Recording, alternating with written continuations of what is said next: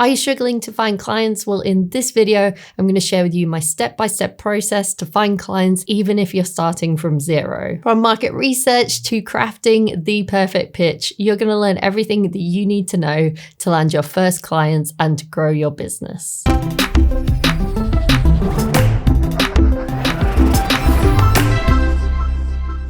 Wouldn't it be nice to have a steady stream of clients knocking at your door? But the problem is most motion designers have no idea where to start. What exactly do you say when you email your clients? And is sitting around waiting for referrals really the best way to get work? What should I post on social media? And how do I stand out amongst a sea of other motion designers? But before I answer those questions, there's something you need to figure out first. If you want to get clients, you need to figure out how to build trust with them. While sending cold emails isn't exactly wrong, by sending hundreds of cold emails to potential clients without warming them up means that you're probably losing out. So for example, if I'm trying to attract a creative director at an animation studio, I wouldn't send them a cold email straight away. I would try to get to know them a little better, and hopefully they will also get to know me too, which means that my email wouldn't be as cold, it would be a little bit more warmed up. Toasty boy!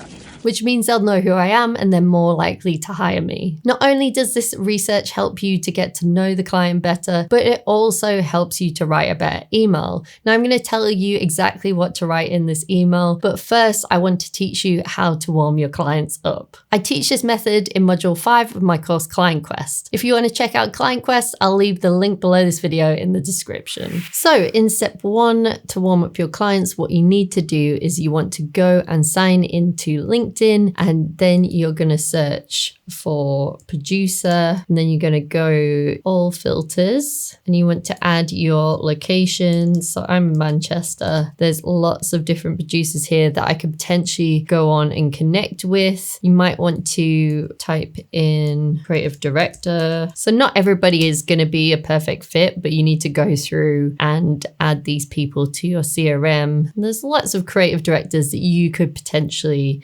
connect with here, which is really good, and they're all in your local area, so you already have something in common with them, which is great. So maybe in my search I find Carl, and he is the founder and creative director of Flow. So what I want to do is then go and follow him. I'm already following him, but it would come up here, or potentially if he had creator mode on, it also might come up here as well. So then I would follow him and I would take a look at his activity, and then I would make sure that I'm commenting on a fairly recent post, because you don't want to comment on a post from a year ago or something like that. But 3 days ago is absolutely okay. So then I might go and I might say something like, this is about St. Patrick's Day. So I might say something like, great illustration, love a Guinness, or something like that. Probably you want to think a little bit more about your comments than this. So then I would post this onto Carl's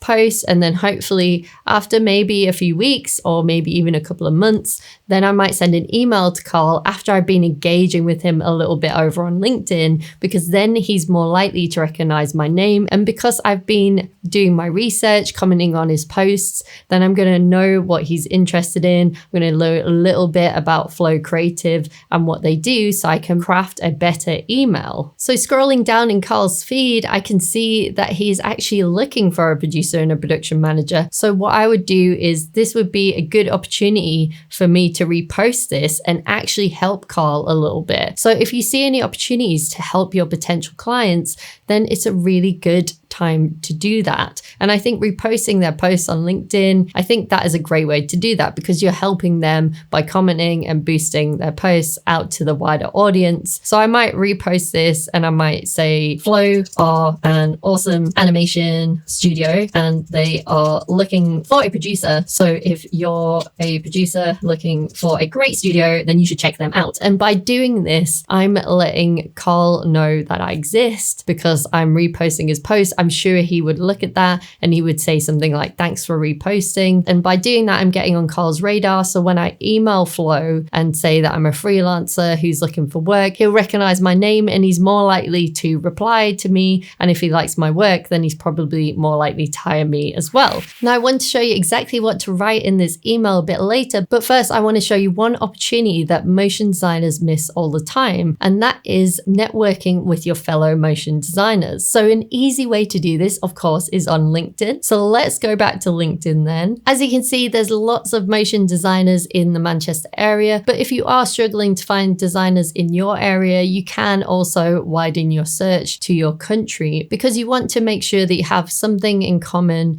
with the motion designers that you're searching for, because it's more likely then that you'll be able to build trust with them and also build a relationship. And if they're in your local area, you might even be able to meet up with them for a coffee. Do you want to go get coffee? So when you find motion designers in your local area, you should do the same thing and you should go and follow them. And when they post on LinkedIn, you should write nice and helpful comments to them, because this is going to help them as well. It's going to help you to build a relationship with them, and they might share work with you when they have too many clients. This is actually the way that I got a lot of my work when I was first starting out. We weren't using LinkedIn back then, we were using Twitter, but by making friends on Twitter, I got a lot of freelance work, and I also made some awesome motion design friends. So once you've connected with a few producers and motion designers and creative directors, I recommend that you keep up the practice of commenting on people's posts. So you could set aside a block of time, maybe 20 minutes a day, to go on LinkedIn and comment on 3 to 5 posts. So now you know how to find and warm up your clients. How do you stay top of mind by posting on social media, and what should you be posting? So we've created this handy social media guide for motion designers. Now I recommend posting different types of posts on social, because you don't just want to share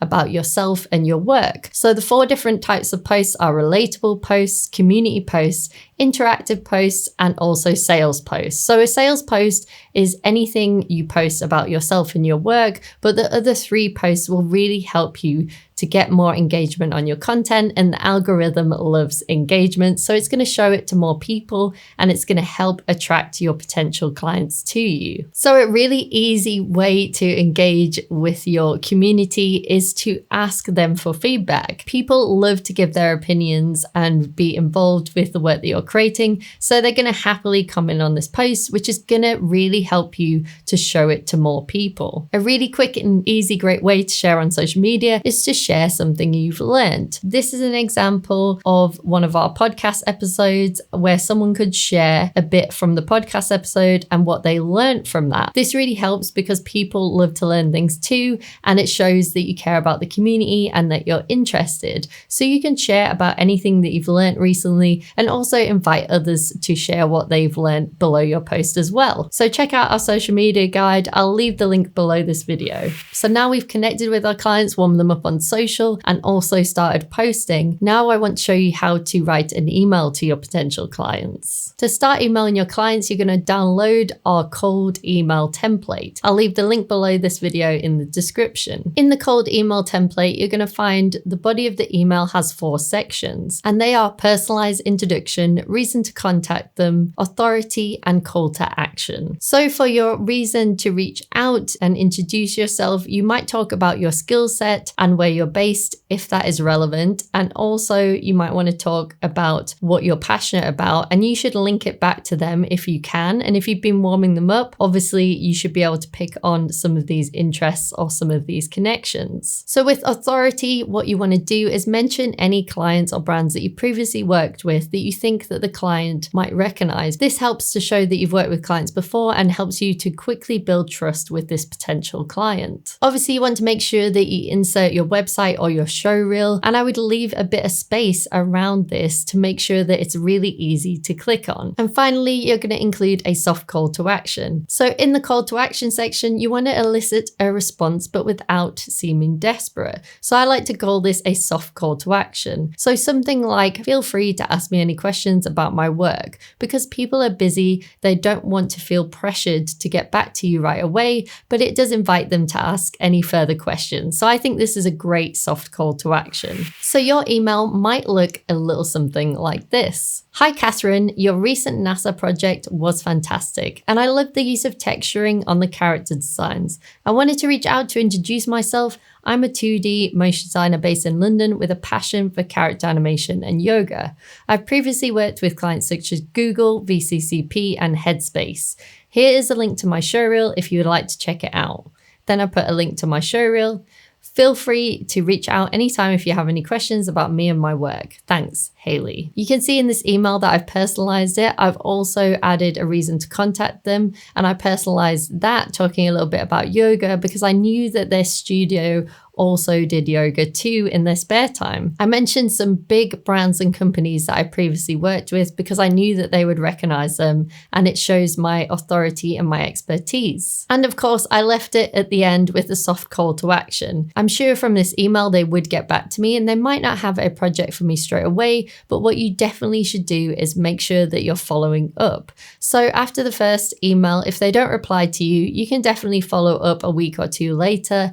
But if they do reply to you and let you know that they're going to put you on their books as a freelancer, then I would make sure that I keep up with them and I'd use a CRM. So let's talk about how to use your CRM or customer relationship manager to keep up with your clients. So as you can see in my CRM, I'm using the freelance funnel framework from our course Client Quest. Now in this CRM, we have different sections: awareness, attraction, action, and advocacy. And in the freelance funnel framework, you want to draw your clients through this funnel. And what this means is they will start out in awareness where they don't know who you are and they're not aware of you. And this is the part where you're warming your clients up. And then you're going to move your clients down through to attraction. And that's where maybe you've had a conversation with them on LinkedIn or you've had an email conversation with them. And then once they worked with you, you would put them in the action section. But there's one thing that many motion designers miss out, and that's the opportunity to turn your clients into advocates or fans of yours, moving them down into the advocate section. If you'd like to learn more about how to turn your clients into advocates or fans to help you get even more client work, then you should watch this video next.